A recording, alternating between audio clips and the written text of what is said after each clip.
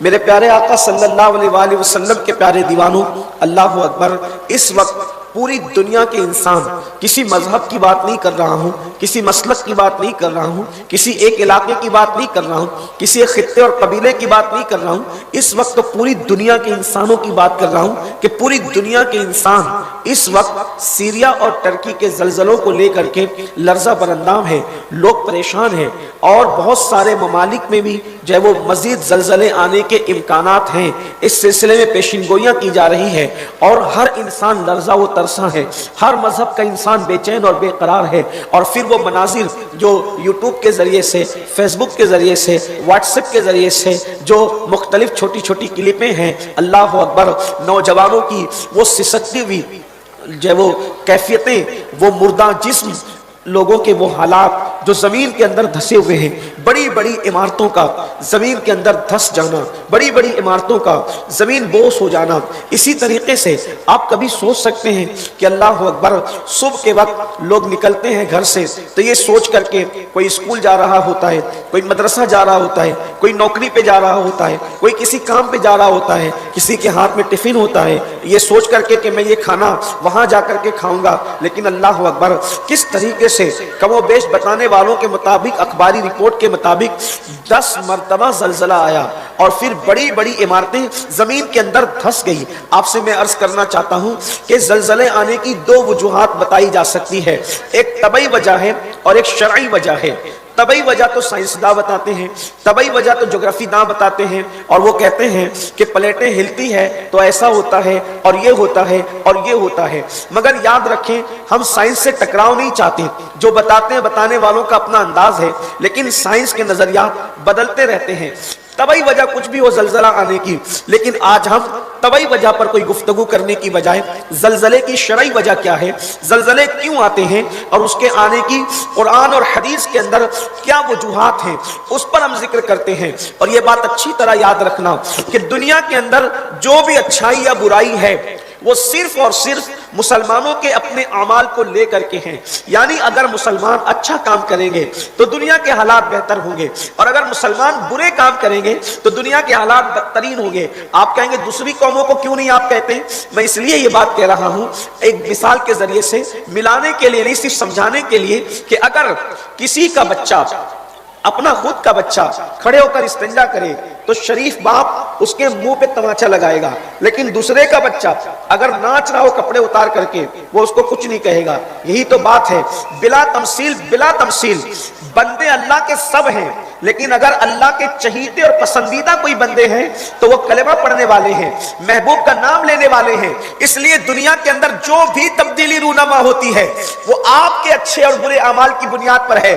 جو لوگ کلمے کے منکر ہیں ان کے لیے تو آخرت کا دردناک عذاب ہے، ان کے لیے تو آخرت کا بدترین عذاب ہے، ان کے معاملات دنیا پہ کچھ اثر انداز نہیں ہوتے۔ لیکن یاد رکھنا میرے آقا صلی اللہ علیہ وآلہ وسلم کے پیارے دیوانوں، تو طبعی وجوہات تو آپ جانتے بھی ہیں کہ آپ سائنس پڑھے ہوئے ہیں، لیکن شرعی وجوہات کیا ہے؟ اب آئیے اس کی طرف توجہ کرتے ہیں۔ میرے پیارے آقا صلی اللہ علیہ وآلہ وسلم کے پیارے دیوانوں، دنیا کے اندر بہت مرتبہ زلزلے آئے، جیسے مثال کے طور پر دور فاروقی میں تقریباً 20 ہجری کے اندر ایک زلزلہ آیا تھا مدینہ منورہ کے اندر۔ مدینہ منورہ میں جب زلزلے کے پہلی مرتبہ جھٹکے آئے تو اس وقت فاروق اعظم کا دور تھا۔ فاروق اعظم نے جیسے ہی زلزلے کا جھٹکا دیکھا، آپ نے پیر زمین پہ مارا اور زمین پہ مار کر کہتے ہیں، اے زمین تیرے اوپر زلزلہ کیوں ہے؟ کیا عمر نے انصاف نہیں کیا؟ کیا عمر نے انصاف سے زمین کو بھر نہیں دیا؟ فاروق اعظم کا ایک ایڑی زمین پہ مارنا تھا یہ کہہ کے کہ اے زمین تو ہلتی کیوں ہے؟ کیا عمر نے انصاف نہیں کیا؟ بس اتنا کہنا تھا کہ وہ زمین کا زلزلہ ختم ہو گیا۔ فاروق اعظم کے ایک جملے پر زمین کا زلزلہ ختم ہو گیا۔ اس کے بعد 59 ہجری میں زلزلہ آیا۔ 59 ہجری میں جب زلزلہ آیا، اللہ اکبر، اس وقت زلزلے کا حال یہ تھا کہ انطاکیہ جیسا شہر جو ہے زمین کے اندر دھس کر کے اس کی پوری بستی ختم ہو گئی۔ اسی طریقے سے 1917 میں بھی ہندوستان کے اندر جو زلزلہ بتایا جاتا ہے 3 لاکھ لوگوں کی موت واقع ہوئی تھی۔ الگ الگ دور میں زلزلے آتے رہے۔ میرے پیارے آقا صلی اللہ علیہ अलैहि वसल्लम के प्यारे दीवानों, लेकिन जलजले क्यों आते हैं? तो आइए, इमाम हाकिम ने अपनी मुस्तदरक में एक हदीस लिखा है और उसको हदीस सही भी कहा है। हालांकि हाफिज ज़हबी ने उस पर कलाम किया है, लेकिन बहरहाल ये मुहद्दिसीन का अपना इख्तिलाफ है। मगर इमाम हाकिम ने जो सेहत का हुक्म लगाया है उसको सामने रखते हुए अब थोड़ी आपकी तवज्जो चाहता हूं। याद रखना, जलजले के शरई असबाब क्या हैं? पहली बात तो आप ये याद रख लें, कुरान कहता है वमा असाबकुम मिन मुसीबतिन फबिमा कसबत अयदीकुम, कि तुम पर जो भी मुसीबत आती है वो तुम्हारे हाथ की कमाई है। याद रखना, अगर पैर में ठोकर भी लगती है तो वो हमारे गुनाह की वजह से लगती है। मेरे आका सल्लल्लाहु अलैहि वसल्लम के दीवानों, इसका मतलब ये है अगर हम गुनाह करना छोड़ दें तो कभी हमें ठोकर भी न लगे, अगर हम गुनाह करना छोड़ दें तो कभी हमारे पैर में कांटा भी ना चुभे, कभी हम गुनाह करना छोड़ दें कभी हमारा चिराग भी ना बुझे। ये इंसान मुसलमान की शान है, लेकिन ठोकर भी लगती है वो गुनाह की वजह से लगती है। इसको कोई माने ना माने, लेकिन मुसलमान मानता है। तो जलजले की क्या वजह है? इमाम हाकिम की रिवायत पर एतबार करते हुए एक शख्स उम्मुल मोमिनीन सैयदा आयशा सिद्दीका रज़ी अल्लाह ताला अन्हा की बारगाह में आया और आने के बाद कहने लगा, अम्मी जान ये बताएं कि जलजला क्यों आता है, जलजला आने की वजह क्या है? तो उम्मुल मोमिनीन ने अपना चेहरा फेर लिया, उम्मुल मोमिनीन ने चेहरा फेर लिया। अगर यहाँ खवातीन मौजूद हैं, अगर यहाँ औरतें मौजूद हैं, उनकी खुसूसी तवज्जो चाहता हूँ। उम्मुल मोमिनीन ने चेहरा फेर लिया और चेहरा फेर करके आपने अपनी चादर को अपने मुंह पे डाल लिया। यानी कि जलजले का सबब जो पूछा जा रहा है उम्मुल मोमिनीन इस वक्त बताना नहीं चाह रही है। अल्लाह अकबर, उसकी वजह बहुत मुमकिन है कि हया भी हो, उसकी वजह बहुत मुमकिन है कि बात इतनी गहरी थी उम्मुल मोमिनीन उसको बताना नहीं चाहती थी। फिर उसके बाद हज़रत अब्दुल्ला इब्ने मसऊद फरमाते हैं रज़ी अल्लाह ताला अन्हु कि फिर मैंने पूछा, अम्मी जान आप हमें बताएं, हदीस पाक को बतौर मफ़हूम उसकी वज़ाहत के साथ पेश कर रहा हूं और आप सबकी भरपूर तवज्जो चाहता हूं। अल्लाह अकबर, उम्मुल मोमिनीन से हज़रत सैयदना अब्दुल्ला इब्ने मसऊद ने पूछा, अम्मी जान बताएं ना कि आखिर जलजले क्यों आते हैं, जलजला आने की वजह क्या है, ताकि हम लोग इबरत हासिल करें। अल्लाह अकबर, तो उम्मुल मोमिनीन ने अब गुफ्तगू का आगाज किया और फिर इस तनाजुर में देखें, अल्लाह अकबर, और याद रखें अभी भी पेशिन गोइयों की तलवार सर पे लटक रही है। अगर कोई मुल्क किसी मुल्क की तबाही पे जश्न मना रहा है या किसी मुल्क के बाशिंदे किसी मुल्क की सिसकती हुई लाशों पर अगर खुशियां मना रहे हैं तो उनको पता होना चाहिए कि अभी भी पेशिन गोइयों की तलवारें सर पे लटक रही है और पेशिन गोइयां करने वाले तो अपने एतबार से करते हैं। अल्लाह रब्बुल इज्जत का अज़ाब और उसकी पकड़ से दुनिया का कोई इंसान नहीं बच सकता। मेरा अल्लाह फरमाता है इन्ना बत्शा रब्बिका लशदीद, तेरे रब की पकड़ बड़ी सख्त है। इब्ने मसऊद ने पूछा, अम्मी जान आखिर बताएं ना कि जलजले की वजह क्या है? तो उम्मुल मोमिनीन फरमाती है जिस वक्त औरतें गैर और अजनबी मर्दों के लिए खुशबू इस्तेमाल करना शुरू कर दे, जब कौम की बेटियां कौम की औरतें इस नीयत से अपने बदन पे खुशबू मले ताकि अजनबी मर्द उनकी तरफ मुतवज्जे हो, अजनबी मर्द उनकी तरफ रागिब हो, उस वक्त जलजले आते हैं। मेरे आका सल्लल्लाहु अलैहि वसल्लम के प्यारे दीवानों और एक खातून जन्नत की कनीजों, पहला सबब उम्मुल मोमिनीन क्या बयान कर रही है? आज तो लोग इसको गुनाह समझते भी नहीं, आज तो लोग इसको बुराई समझते भी नहीं, आज तो लोग इसको खता समझते भी नहीं। हालात क्या है? अल्लाह अकबर, कौम की बेटियों को देखें, कौम की बच्चियों को देखें, अल्लाह अकबर, घर से निकल रही है तो एक से एक परफ्यूम का इस्तेमाल है, एक से एक खुशबू का इस्तेमाल है। उम्मुल मोमिनीन फरमा रही है कि जब औरतें दूसरे अजनबी मर्दों को अपनी तरफ मुतवज्जो करने के लिए जब वो खुशबू का इस्तेमाल करती है उस वक्त जलजले होते हैं। और फिर उम्मुल मोमिनीन फरमाती है कि जब औरतें अजनबी मर्दों के दरमियान नंगी होने में भी बेशर्मी महसूस न करें, नंगी होने में भी बेहयाई महसूस न करें, उस वक्त जमीन पे जलजले आते हैं। यानी कि औरतें जब ज़िनाकार हो जाए, उम्मुल मोमिनीन ने औरतों को मुखातिब होकर के फरमाया लेकिन ज़िना तो ऐसी कोई ताली नहीं जो एक ही हाथ से बच जाए, इसलिए कि मर्द और औरत के इख्तिलात के बाद ज़िना होता है। अल्लाह अकबर, तो उम्मुल मोमिनीन फरमाती है जब औरतें मर्दों के सामने उरिया होने लगे और उसमें उनको कोई गैरत ना आए, उनको कोई हया ना आए, उस वक्त जमीन पे जलजले बपा होते हैं। अल्लाह अल्लाह, इसका मतलब यह है कि जब रूबे जमीन पर ज़िना की कसरत होने लगे, इसको एक हदीस पाक में और बयान किया गया है। अल्लाह के रसूल अलैहिस्सलातु व तस्लीम फरमाते हैं जब कौमों के अंदर सूद और ज़िना आम हो जाते हैं तो उस वक्त जलजले बपा किए जाते हैं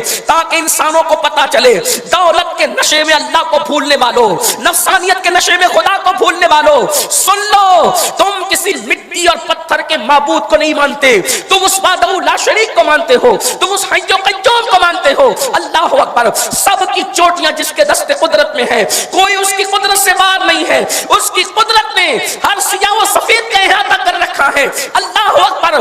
جب سود اور زنا زمین پہ عام ہو جائے تو پھر زلزلوں کا انتظار کرو. جب ناپ تول میں کمی ہونے لگے تو زلزلوں کا انتظار کرو. اللہ اکبر. اب آئیے اس تناظر میں دیکھیں, آگے کی پھر روایت وقت رہا تو پڑھی جائے گی, لیکن آپ سے پوچھنا چاہتا ہوں کیا آج روئے زمین پہ زنا عام نہیں ہو گیا ہے؟ اللہ اکبر.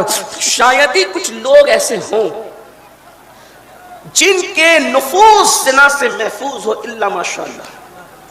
جب یہ بات کہی جاتی ہے کہ قوم کی اکثریت زنا میں مبتلا ہے تو لوگ چہرے پہ رومال رکھ کر کہتے ہیں کہ آخر جلسوں میں یہ کیا بات کہی جا رہی ہے. لیکن اگر حقائق کی نظر سے دیکھا جائے تو جتنا کثرت کے ساتھ زنا ہو رہا ہے, یہ جرم اور یہ گناہ جتنی کثرت کے ساتھ ہو رہا ہے, شاید ہی کوئی گناہ ہو رہا ہو. یہ برائی جتنی کثرت کے ساتھ ہو رہی ہے, شاید ہی کوئی برائی اتنی کثرت کے ساتھ ہو. اللہ اکبر. اتنا شور کر رہے ہیں بھائی آپ لوگ گیٹ پر. تقریر سننا ہے کہ نہیں سننا ہے؟ ہاں, یہاں لوگ پریشان ہے کہ آواز کم آ رہی ہے, آپ لوگ شور کر رہے ہیں اتنا. ایک بار سب درود شریف پڑھ لیں. شور و گل نہ کرے بھائی, جہاں جگہ مل رہی بیٹھ جائے, باہر اسکرین میں لگا ہوا ہے.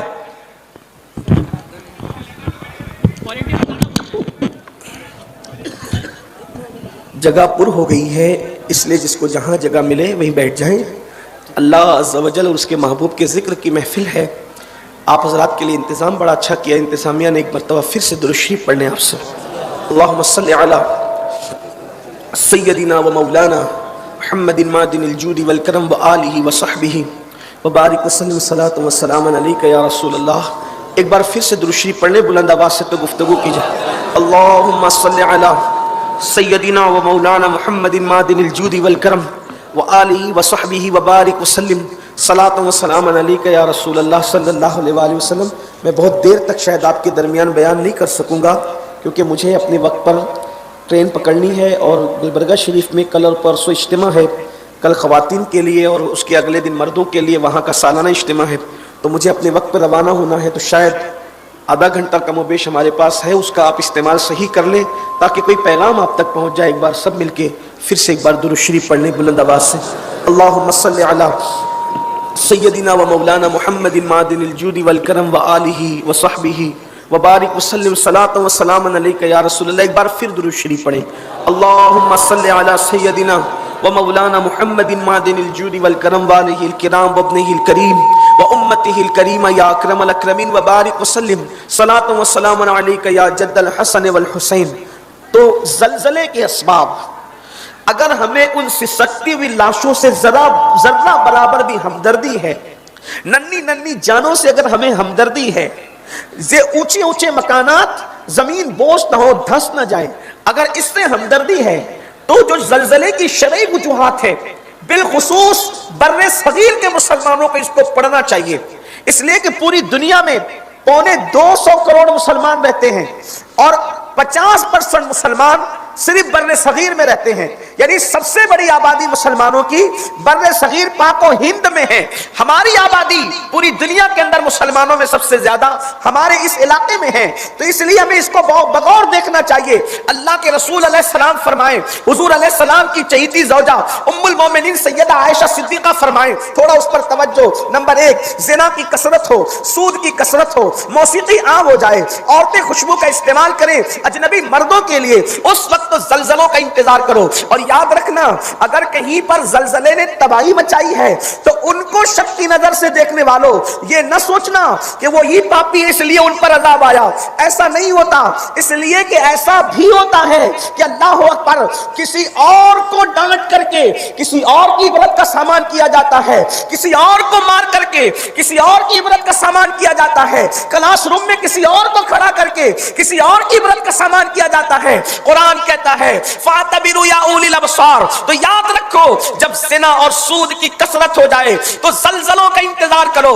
ہندوستان کے مسلمانوں، آج ہمارے درمیان بھی سود کی کثرت ہے، کئی بچت گٹ کے نام پر سود عام ہو رہا ہے، کئی اللہ اکبر حاجی نمازی لوگ چوری چپکے سے اتنا لے جا اتنا لا کر کے دے، کبھی پارٹنرشپ کے نام پر، نام الگ الگ ہے۔ میرے بھائیوں بتاؤ کہ اگر کوئی زہر کو دودھ کا نام دے کر کے استعمال کرنا چاہے تو کیا کبھی اللہ اکبر دودھ کا نام دے کر کے زہر کو آپ دودھ کا نام دے کر کے پینا چاہے تو کیا زہر کبھی دودھ کا جو ہے وہ اثر دے سکتا ہے؟ زہر تو زہر ہے، کسی زہر کو دودھ کہنے کی بنیاد پر زہر کا وہ جو ہے وہ زہر ختم نہیں ہو جائے گا، اس کی حقیقت نہیں بدل جائے گی، اس کی حقیقت تبدیل نہیں ہو جائے گی۔ اس لیے آج سود کا نام بدل کر کے لوگ سود استعمال کر رہے ہیں۔ اللہ کے حبیب غیب داں نبی صلی اللہ علیہ وآلہ وسلم نے فرمایا، جس نے سود کا ایک درہم کھایا گویا اس نے اپنی ماں کے ساتھ 36 مرتبہ زنا کیا۔ دولت کی محبت میں، دولت کے پیار میں، ایزی منی کے چکر میں، شارٹ ٹائم کے اندر